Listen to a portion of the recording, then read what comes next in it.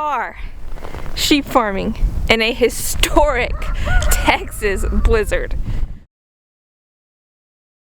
Another channel is one I actually just discovered a couple days ago. It's a young woman who decided to become a first-generation farmer. Of course, she still works a full-time job, but she's decided to raise beef cattle and sheep, and then she's trying to do a rotational grazing system and move them on a daily basis, at least through the summertime. And I thought she did a pretty good job making videos, so you might check out that channel. That is the Shepherdess. So check out the Shepherdess. So Evan at Country View Acres, thank you so incredibly much for that shout out. It made my entire week, maybe more. And thank you to all of his followers who stopped by and showed your incredible support for this Shepherdess and the journey that I'm on. So thank you guys so much. Without further ado, I'm gonna get into winter storm on a sheep farm.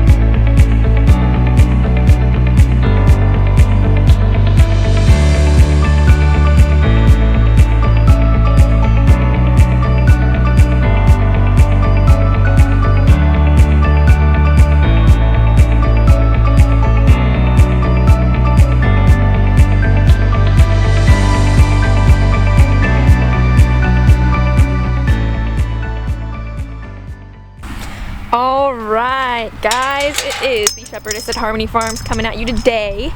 We are prepping, bracing for a winter storm on pasture.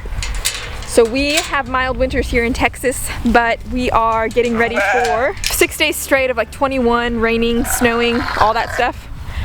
So one of the primary challenges we're gonna have to overcome is shade structures to give them a place out of the rain. There is no tree coverage in this particular paddock that they're on in for the week. And then wanted to talk about the shade structures. So these shade structures in general are something we did last summer. When we launched the pasture rotation in the middle of August in Texas, I mean, that's deadly heat without shade for animals. I'm gonna call these makeshift shade structures. They worked perfectly for allowing us to launch our pasture rotation on a fairly low cost, but there were a few problems with the shade structures. Like every time you moved it, you'd have to pull up stakes and tether them down, or they would literally be blowing across your pasture. So I never created an official video for these cheap shade structures, even though they served us so well for what we were planning on doing for them, and they allowed us to get into a rotational grazing scheme. We needed 4 to house and comfortably shade 25 sheep. I will show you exactly how they work, and then we're going to be using them this week as the really, really bad rain comes in and we don't have any shade in our paddocks. I'm planning on probably doing a more solid shade structure for the coming summer because, you know, we're past that trial phase. That's really what I was at with all my infrastructure from last summer. I was like, I don't know if rotational grazing is going to work. I don't even know if I'm going to be able to be a farmer. I don't even know. But now that I'm into it, jumped in with both feet, I'm gonna need to get a really solid shade structure going on to move the animals across the pasture over summer. So if you want the full tutorial on how we put together our cheap shade structures that need a lot of help to actually be a permanent solution, click on the link down below and I'll send you a step-by-step of how we actually set these up. Just be aware that you'll just need to do some work to them in order to make them better.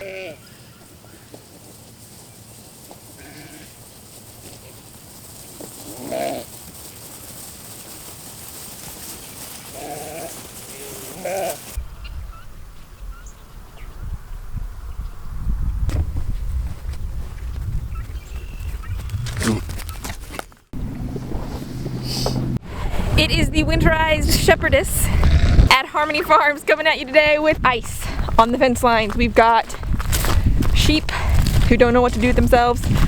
We are on pasture and probably could stay on pasture, but we do have a shed and we think it's pretty much, in all fairness, just to move them to that shed. We are getting some low temperatures of 16 for a high and 0 for a low. So what we're going to be doing is prepping the shed. We're going to be prepping the shed for an extended stay of about 3 or 4 days. And we are going to be moving the sheep over there and just going to walk you through it with me.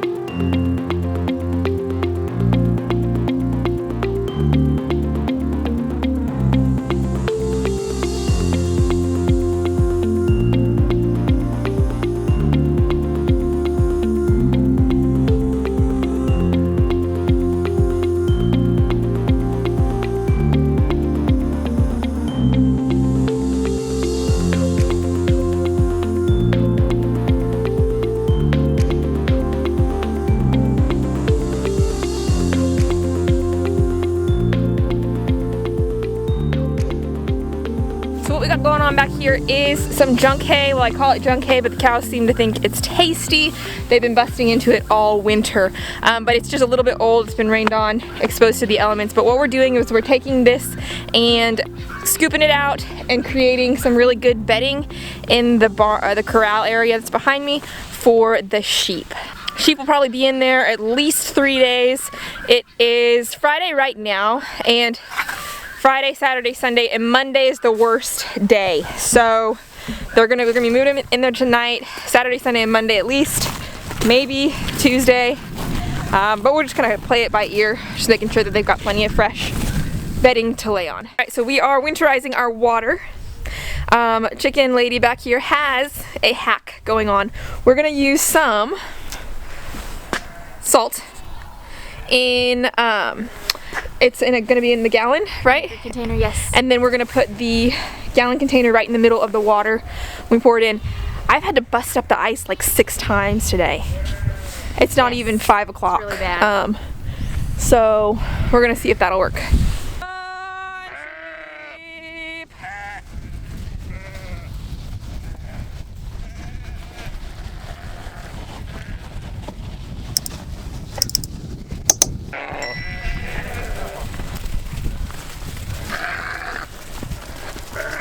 I am happy. Spring is gonna be. Go down and get the lambs now. Yeah.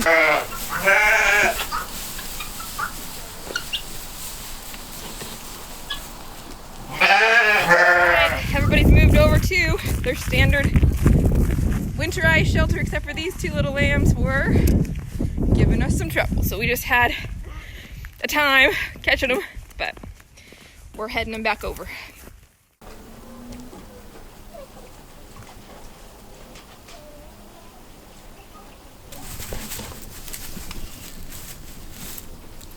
All right, everybody's situated, comfortable.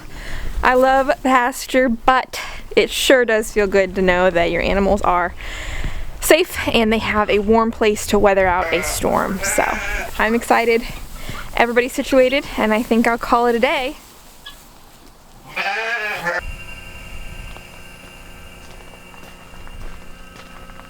Alright guys, we are sheep farming in a winter wonderland this weekend. It's 19 degrees in Texas. There is snow on the ground, despite the fact that last week I made a video saying we don't get snow in East Texas.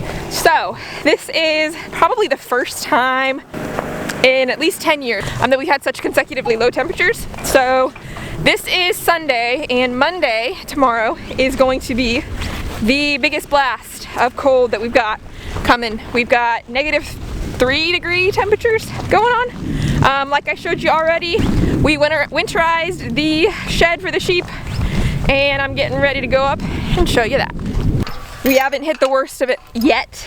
Like I said, Monday, tomorrow, is gonna be pretty cold at -3 temps. Okay, as you can see here, we put down the bedding, the hay bedding, staying really warm and dry in there. They have this little area out here to kind of eat, do their stuff, and then this shedded area here to sleep and bed down. We put some windbreaks on both of these sides. Like I said, this is a real Texas style corral shelter, so it's not fully enclosed, but we used those shade structures that I showed you previously to actually create windbreaks on this side, and then also right up front there. So they're pretty well hedged in, and it's 19 degrees out here, but I'm sitting in here and it's warm and great. So they are very comfortable. We're just feeding them really good, making sure they've got their water, some good supplementation. We're doing a grain pellet mix for these guys. Like I said, we're on grass fed to finish for our eaters, which means the finishing animals that we're working on. But when we got the breeders, the moms who are, you know, with lamb and need a little extra, we give them, currently giving them the pellets and a crimped oat grain. And we're doing about a 5-gallon bucket, oh my goodness, puppies, for them, in addition to 1 bale of hay, 1 square bale, and that's for 25 ewes. We're watching it, making sure they're not, you know, needing anything extra. And that's what we're gonna be doing for the next 2 days. Playing it by ear. I think the hard work, thankfully, is done. Like I showed you earlier, we did a lot of prep to get their shelter ready.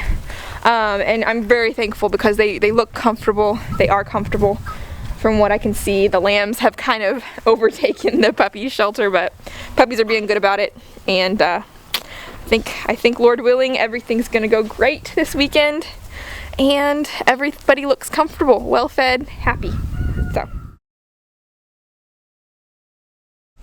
So I'm working on getting some water to the sheep, but all of our hose access points are frozen. It's just I'm running into the problem of I was a really bad farmer and I left all my hoses out and it froze and they busted open. So bad. Gotta get with it.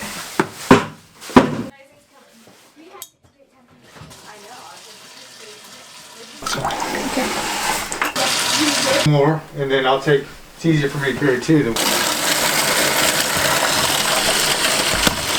So I always get cold water because?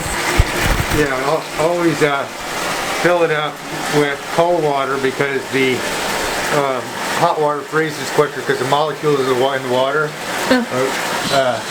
I did hot because I was like, yeah, it'll stay hot. No, that's what you normally think. Well, I'm going to go melt everything. It's going to stay colder longer, but it's not true. Huh, interesting. All right, good. Okay.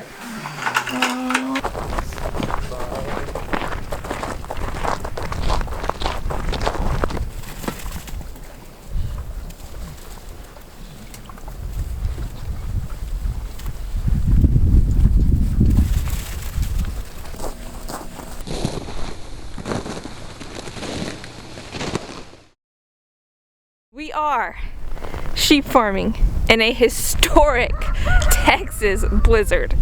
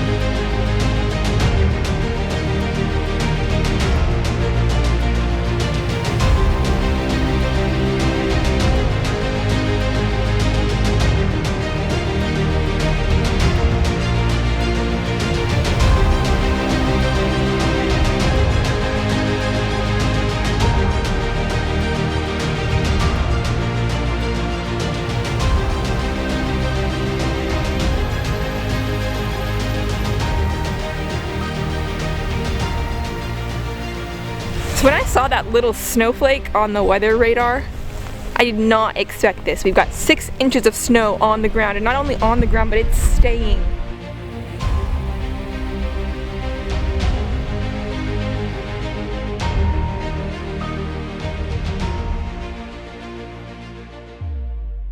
So it is 7 degrees right now. High for today is gonna be 16, low is 2. I think we probably already hit our low.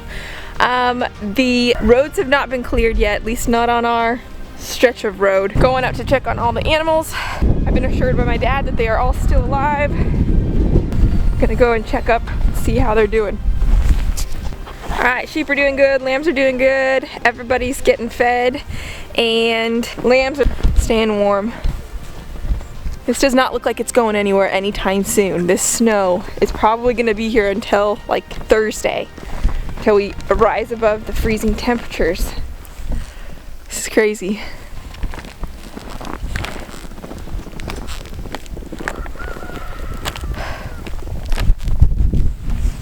All right, cows are back there somewhere. I'm not worried about them. They are looking just fine. That's the nice thing about cows, is that you can basically forget about them for a little while. They're not gonna freeze to death. So, everything's looking good. Wow.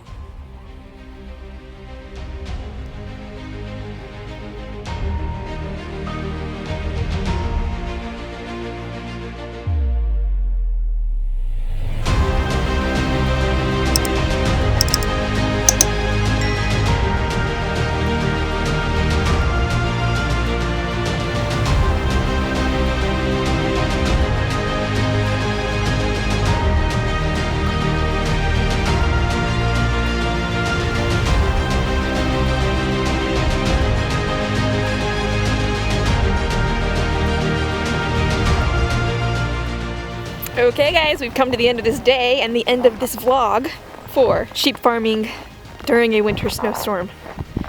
But good news, forecast says there's more snow tomorrow.